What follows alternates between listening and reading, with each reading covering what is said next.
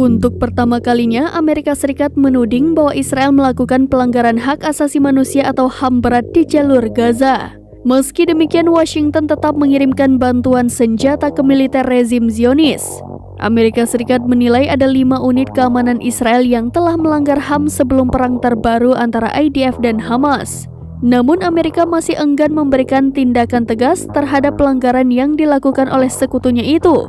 Bahkan pemerintahan Joe Biden pun terus menggelontorkan bantuan militer untuk negara Zionis tersebut. Baru-baru ini Amerika Serikat mencairkan dana sebesar 23 miliar dolar Amerika Serikat atau setara 374 triliun rupiah untuk membiayai pertahanan Israel. Pengumuman hari Senin 29 April kemarin menandai pertama kalinya Washington melontarkan tuduhan serupa terhadap Israel. Semua tuduhan tersebut bermula dari insiden yang telah terjadi jauh sebelum perang Israel-Hamas dimulai pada Oktober lalu. Sebagian besar insiden terjadi di tepi barat dan tidak ada yang melibatkan jalur Gaza. Wakil juru bicara Departemen Luar Negeri Amerika Serikat, Vedant Patel, menyebut bahwa Israel telah memberikan hukuman kepada 4 unit yang bermasalah.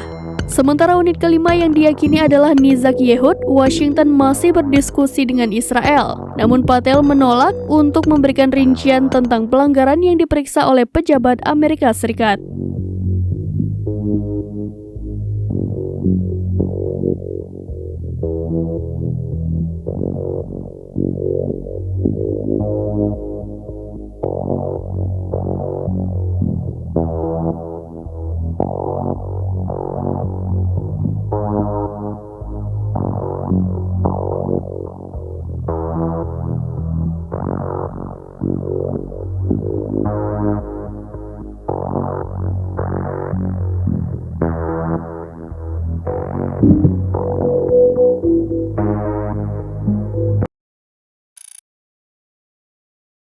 Download Tribun X sekarang, menghadirkan lokal menjadi Indonesia.